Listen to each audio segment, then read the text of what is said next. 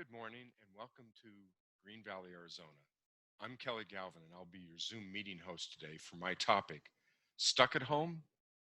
Set up a free blog on blogger.com. My goal today is that I might inspire and motivate you to take advantage of the stay at home circumstances in which we find ourselves rather than being bored to tears. I'm now going to share my screen so that you can see the presentation slides as I talk. At the end of this presentation, I can send you a copy of the briefing slides.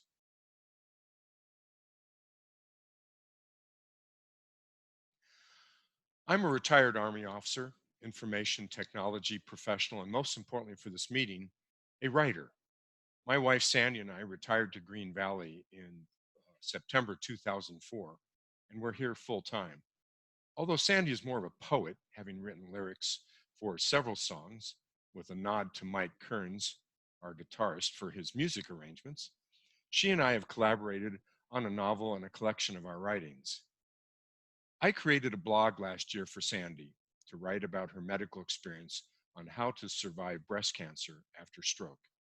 However, in July this summer, Color Books will be publishing the novel I wrote last summer, PowerPoint Ranger, My Iraq War Logs. The key to that last statement is I wrote the book last summer.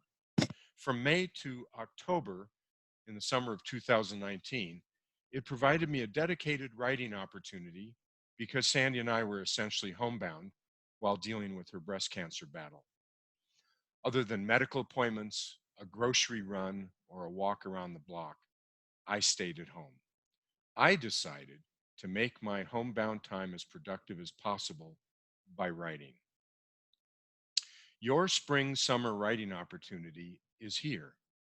The COVID 19 pandemic provides a state with the stay at home orders being issued by most governors creates a perfect opportunity for the author and you to go ahead, sit on your butt, and start writing.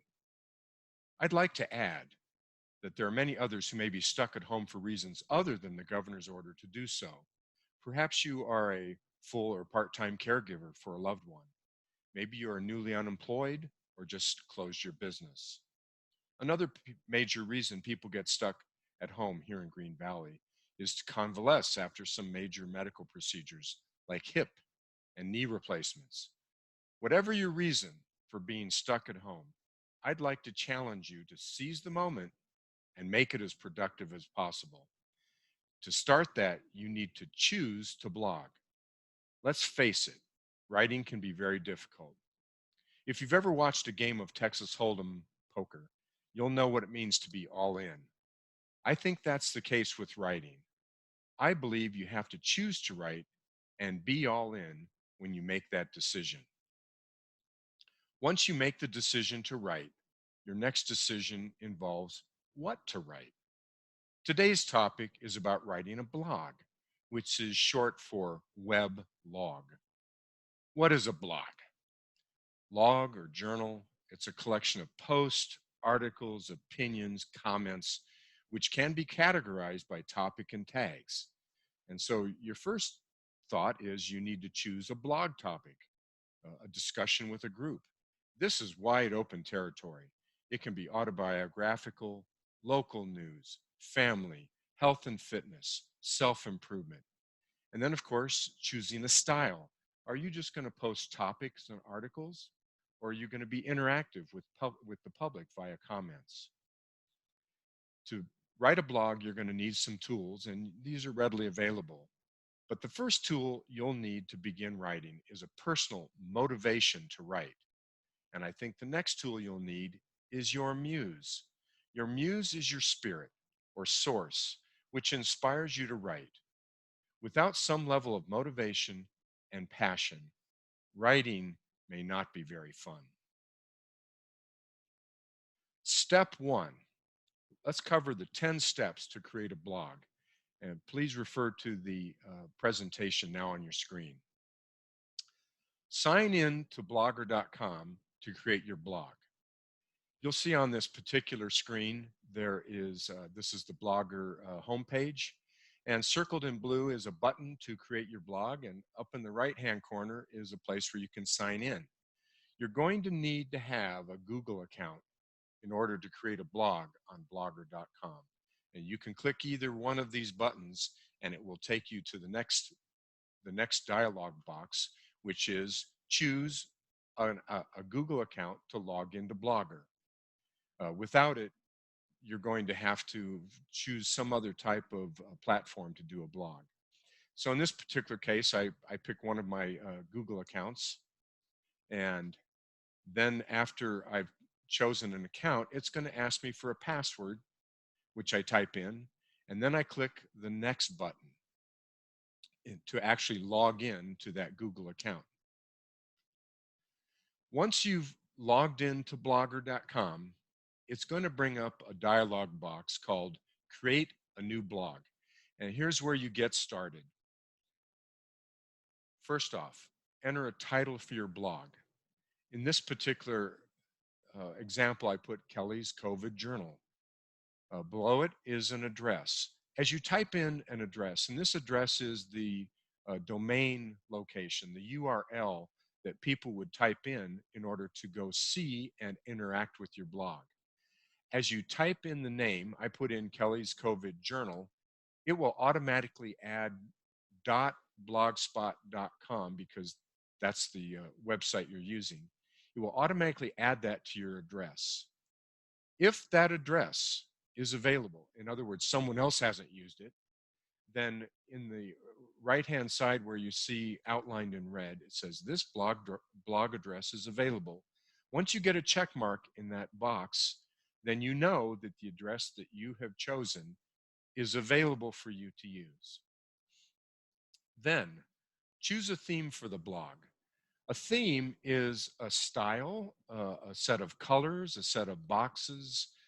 It's a layout. You know, it's sort of like the foundation of a house.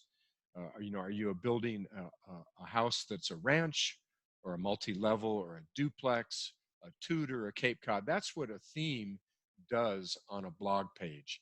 It creates a certain look for you for your blog. And of course, you can always browse more themes and customize this later. You can change themes if you get bored with it or you decide you want something different. Once you've gotten all of these things taken care of, then down in the lower right-hand side, you have a button called Create Blog. Click that button and it will create the blog starting point for you. Now, the next thing that comes up is Google wants to sell you a domain name. Well, if you didn't like Kelly's COVID Journal.blogspot.com, you could change it to Kelly's COVID Journal.org or something like that. I normally just leave it alone and click on the button that says no thanks. Once you've gotten past that point, you come to what is called your dashboard. On your dashboard, this is where you're going to start adding content to your blog. These are known as posts. You can also create separate pages, but for the most part, you're going to want to create a new post. And there's a couple different ways to do this. One is, as underlined in blue, there's a button called New Post. Down in the middle of the screen, there's a link called Create a New Post. Either one of these will launch the editor so that you can start adding content. So you click on the button Create New Post, and it now brings you to an editor. This editor is very similar to your typical word processing editor, where you can change the font, change the style of the what you're typing, whether it's a heading or a list, is it left justified, and so on and so forth. But one of the first things you want to do that's circled in red is add a title to your post. Whatever you happen to be talking about. Your quarantine day number 1 in your COVID journal, for example. Then underneath that, you want to format the content. The blue arrow and the black circle show you things you can do to the content. For example, the blue arrow points to the style.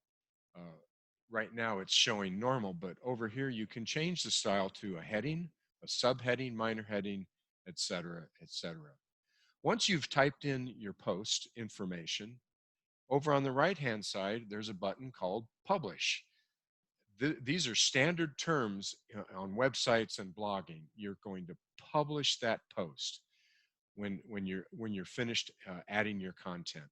So we'll do that at this time. We're going to click Publish, and it publishes the document, the post to your blog, and it brings you back to your dashboard.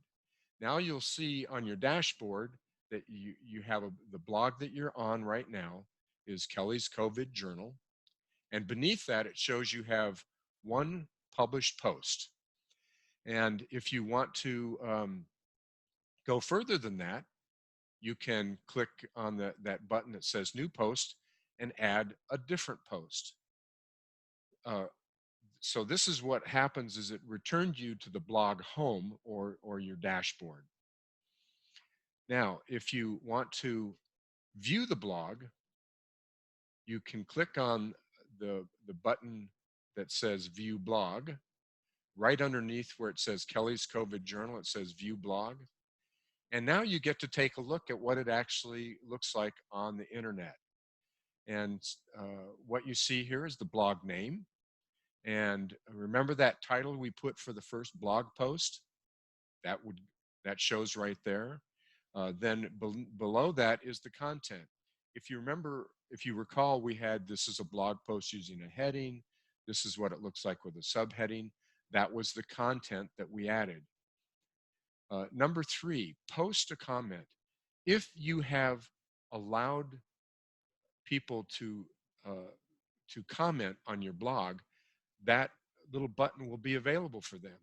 You can turn comments on or off. Right now, we have comments turned on. To the left of your blog is your profile. If you want people to know a little bit about you, you can choose to have your profile shown. You can create a public profile, and you can put whatever information in that profile that you want, so that if people want to visit your profile and learn something about you, they can do that. Now, if you want to edit the blog settings, this is where you can choose what to do with comments, the comment location, who can comment, and comment moderation. The comment moderation is if you allow someone to make a comment, it doesn't post it on the internet until you've reviewed it. That gives you a chance to make sure that you're not having people post inappropriate comments. So you can see where we're at. We're back to your dashboard. And so we chose settings under dashboard, and under settings, you have several settings that you can change. The one that we happen to be on is post, comments, and sharing. So basically, those are the 10 steps to creating a blog. Now, at some point, you may want to delete the blog. It's been up for a while. Maybe it hasn't garnered the kind of participation you thought it might. And so you say, I'm just going to delete this. And you do that under settings, other from your dashboard. And there, one of the settings is delete the blog. And the arrow is pointing at it. You click on that button and you've deleted it. So that's kind of the nickel tour of how to create a blog and some of the basic things to adding content and interacting with people, the public, or users to your website. You're going to have to get into this and learn more about it on your own. But I hope that at least this gave you kind of a preview of what you have to look forward to if you want to create a blog. Next thing is keep going, don't quit. Blogging can be fun, particularly as you interact with the public.